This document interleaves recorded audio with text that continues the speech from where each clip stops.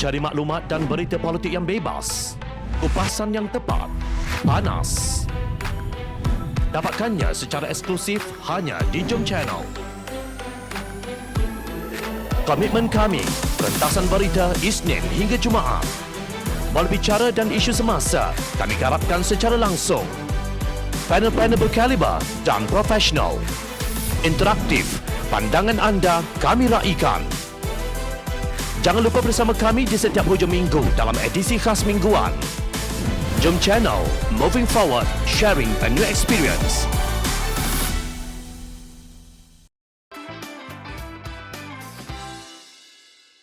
Salahkah melantik Mahyidin sebagai pengerusi MPN? Mengapa bekas Perdana Menteri Tan Sri Mahyidin Mat Yassin tidak layak dilantik menjadi pengerusi Majlis Pemulihan Negara MPN? Ahli Parlimen Iskandar Puteri Lim Kit Siang berkata beliau mempunyai keraguan besar berkenaan Tan Sri Mahyidin Mat Yassin menrajui Majlis Pemulihan Negara MPN. Menurut Kit Siang, Mahyidin adalah individu yang bertanggungjawab menyebabkan kekalahan negara kita dalam perang melawan wabak COVID-19. Semasa Malaysia menyambut Hari Kebangsaan ke-63 pada 31 Ogos 2020, kita berada di tempat ke-89 dari segi jumlah kes terkumpul berbanding negara lain di dunia, ujar Kit Siang dalam satu kenyataan. Katanya sekiranya ada sekurang-kurangnya satu individu yang perlu bertanggungjawab mengenai perkara ini dengan Malaysia menjadi antara negara yang mencatatkan prestasi terburuk di dunia dalam melawan COVID-19. Individu tersebut adalah Mahyidin. Kit Siang berkata dalam satu wawancara baru-baru ini, Mahyidin menjelaskan bahawa beliau telah diberikan kuasa yang sama seperti semasa menjadi Perdana Menteri untuk membuat keputusan mengenai Pelan Pemulihan Negara PPN kecuali yang melibatkan wang. Beliau juga merujuk kepada laporan bahawa di bawah pentadbiran Mahyidin terdapat kejadian kurang lapor kematian akibat COVID-19 dan terdapat kes terkumpul jenazah di hospital kerajaan yang menanti untuk dianalisis dan bedah siasat.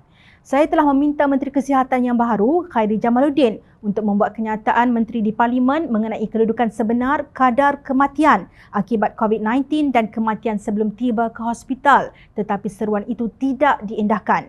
Mengapa Khairy enggan memberikan penjelasan penuh mengenai kedudukan sebenar kematian akibat COVID-19 di negara kita ini? Soalnya, Jom Channel ingin mengingatkan kerajaan bahawa yang sedang memerhati bagaimana keadaan negara kita berhubung COVID-19 bukan hanya veteran ahli politik DAP itu, tetapi pihak yang dirujuk oleh pelabur dari luar negara. Jom kita imbas kembali data yang pernah dikeluarkan mereka. Indeks Pemulihan COVID-19 Nikkei telah melancarkan kajian dan ranking terhadap 121 negara dalam pengurusan jangkitan, pelancaran vaksin dan mobiliti sosial pada setiap akhir bulan.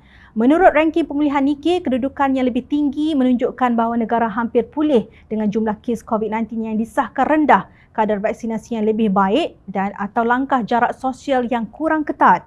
Pada 31 Ogos, 10 negara teratas ialah China, Hungary, Arab Saudi, Chile, Qatar, Denmark, Malta, El Salvador, UAE dan Portugal. Di mana Malaysia? Malangnya negara yang kita cintai ini berada di kedudukan ke-115. Bloomberg pula melaporkan bahawa tahap ketahanan COVID-19 ranking Bloomberg bagi Malaysia telah jatuh ke tangga tercorot iaitu 53 daripada 53 negara dengan nilai ekonomi berjumlah 200 bilion US dollar, kira-kira 831 bilion ringgit dalam tahap ketahanan COVID-19 ranking Bloomberg untuk bulan Ogos. Pada Jun lalu, Malaysia berada di tangga ke-51. Semasa darurat diisytiharkan pada 11 Januari dengan alasan untuk melawan COVID-19, Malaysia berada di kedudukan ke-16. Ranking COVID-19 Bloomberg adalah untuk negara yang relatif kaya dengan keluaran domestik negara kasar yang tinggi, sementara ranking Nikkei lebih menyeluruh.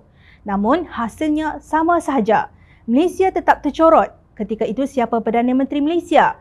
Kini kita diberitahu ada kes backlog iaitu bilangan kematian yang belum dilaporkan lagi.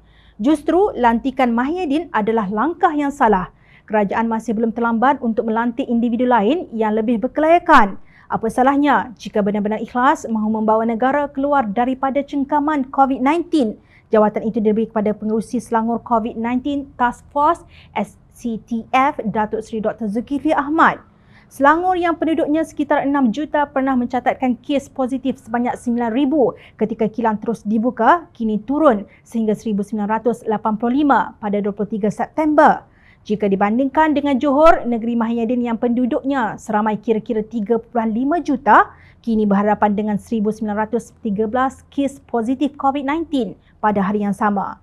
Statistik tersebut dikeluarkan oleh Kementerian Kesihatan Malaysia. Apa kata mereka yang dahulu mengejek usaha pasukan SCTF? Jadi terus terang, siapa yang lebih layak?